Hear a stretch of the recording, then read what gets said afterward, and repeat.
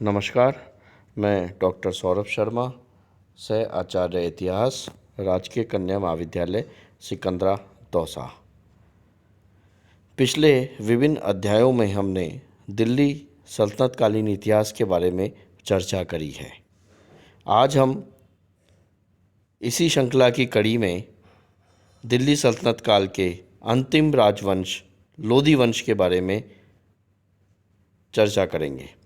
लोधी वंश दिल्ली सल्तनत काल की अंतिम राजवंश का माना जाता है और लोधी वंश की समाप्ति या लोधी वंश के पतन के साथ ही सल्तनत काल का भी अंत हो जाता है और यहीं से भारतीय मध्यकालीन इतिहास की धारा और दिशा परिवर्तित होती है और नवीन राजवंश मुगल राजवंश का प्रारंभ होता है। लोधी वंश का यदि शासनकाल देखा जाए तो 1451 ईस्वी से 1526 ईस्वी का माना जाता है, जिसमें विभिन्न सुल्तानों ने दिल्ली सल्तनत काल में शासन किया है। लोधी वंश का जो प्रथम शासक है वो बहलोल लोधी कहलाता है और उसका कार्यकाल 1451 ईस्वी से 1489 ईस्वी का माना गया है। 19 अप्रैल 1451 ईस्वी में बहलोल लोधी, जो कि लोधी वंश का प्रथम शासक है या हम कह सकते हैं प्रथम अफ़गान शासक है, वो दिल्ली की गद्दी पर बैठता है।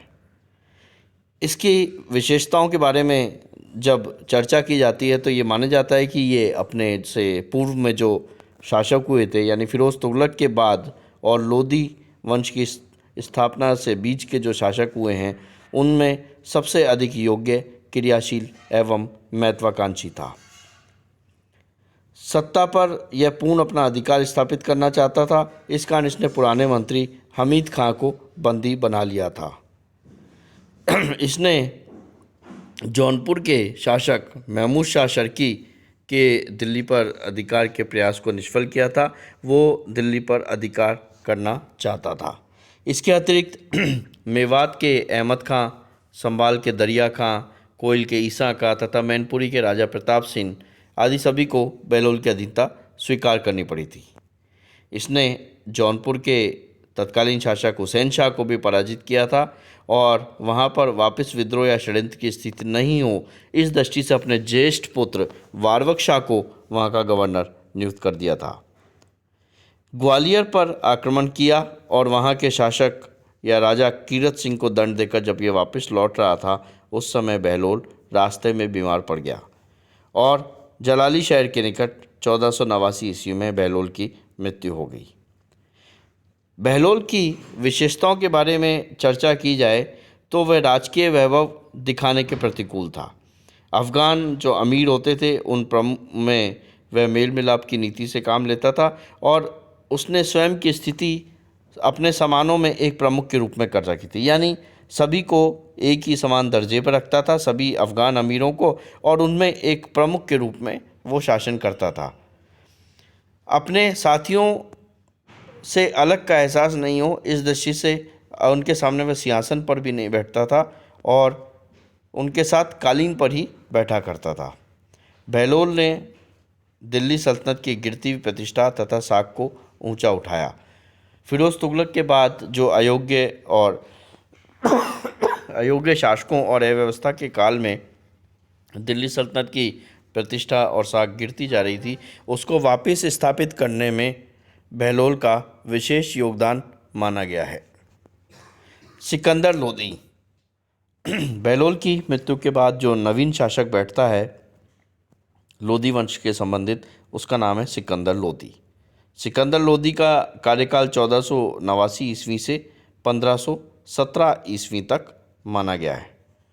बहलोल की मृत्यु के पश्चात जो प्रमुख अमीर थे उन सब ने मिलकर उसके पुत्र निजाम शाह को सुल्तान बना और उसने सिकंदर शाह की उपाधि धारण की थी। क्योंकि ये एक सुनार माता से उत्पन्न था इसलिए बहुत सारे अमीरों में इसका विरोध था, वो इसके राज्याभिषेक से संतुष्ट नहीं थे।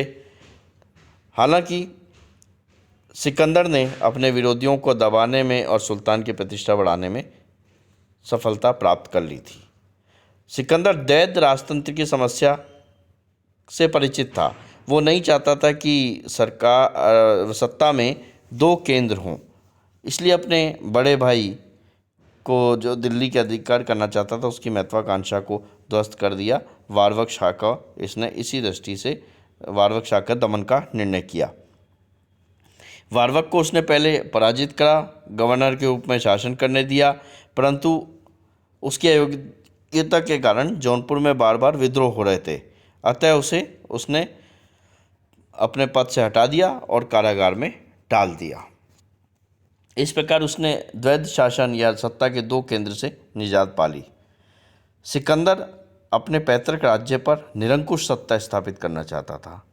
उसने अफगानों जो अमीर थे उनकी मनमानी तथा जातीय स्वतंत्रता को भी नियंत्रित करने का प्रयास किया। हिसाब में गड़बड़ी करने वाले सूबेदारों को कठोर दंड देता था। इसी प्रकार उसने जौनपुर के प्रमुख अमीर मुबारक खां लोधी को राजकीय धन के गबन के अपराध में भी कठोर दंड दिया तथा गबन की धनराशि राजकोष में जमा कराने के लिए बाध्य किया।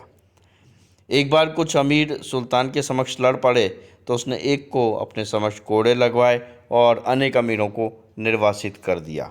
इस प्रकार कड़े कदम सिकंदर लोधी के द्वारा सुल्तान के रूप में उठाए जा रहे थे। अपने समकक्षों के दमन का प्रयास किया जा रहा था। शासक के रूप में सिकंदर की सफलता का राज उसकी सक्षम गुप्तचर प्रणाली में निहित था।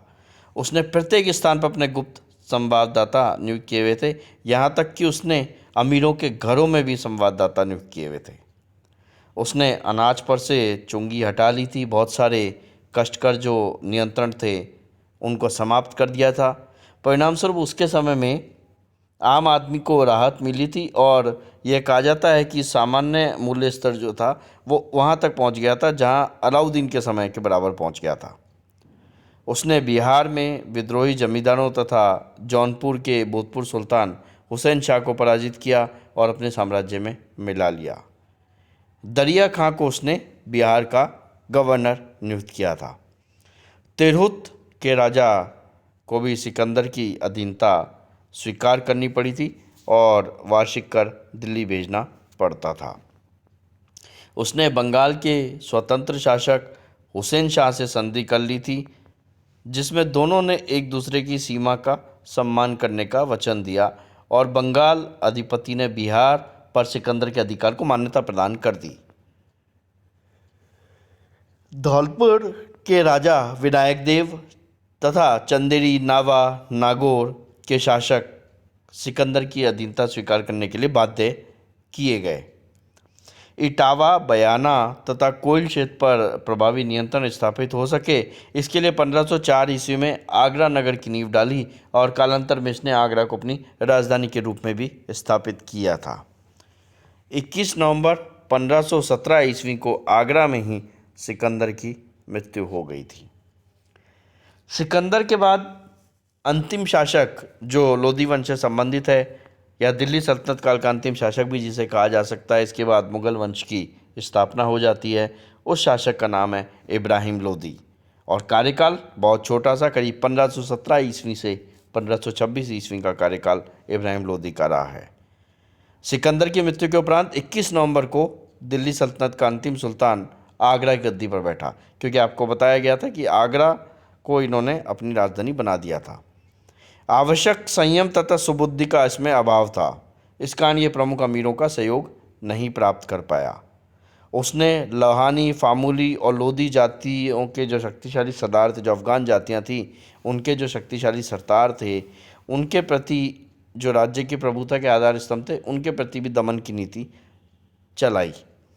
वस्तुतः सुल्तान और सरदारों के बीच प्रभुत्व प्राप्त करने के लिए जो संघर्ष सिकंदर के समय प्रारंभ हुआ था, वो इब्राहिम लोधी के समय और ज़्यादा अधिक हो गया। जहाँ सिकंदर ने दमन के साथ मेल मिलाप की नीति को नहीं छोड़ा था, वहीं इब्राहिम ने केवल दमन की नीति को काम में लिया और उसकी इसी अविवेकपूर्ण नीति के प्रतिक्रिया स्वरूप दरिया खां लोहानी ने स्वतंत्रता की घोषणा कर दी। बिहार में उसने अपने आप को स्वतंत्र घोषित कर दिया और दौलत खां लोधी तथा इब्राहिम के चाचा आलम खां, उन्होंने तैमूर वंशीय फरगना के शासक बाबर को आमंत्रित किया कि वो यहाँ पर आक्रमण करे और दिल्ली सल्तनत में अपना अधिकार स्थापित करे। पानीपत की प्रथम लड़ाई हुई।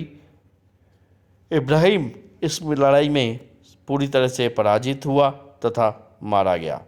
इस प्रकार दिल्ली सल्तनत का सूर्य इब्राहिम के साथ ही अस्त हो जाता है और भारतीय क्षेत्र में नवीन राजवंश, जिसे मुगल वंश के नाम से जाना जाता है, उसकी स्थापना हो जाती है।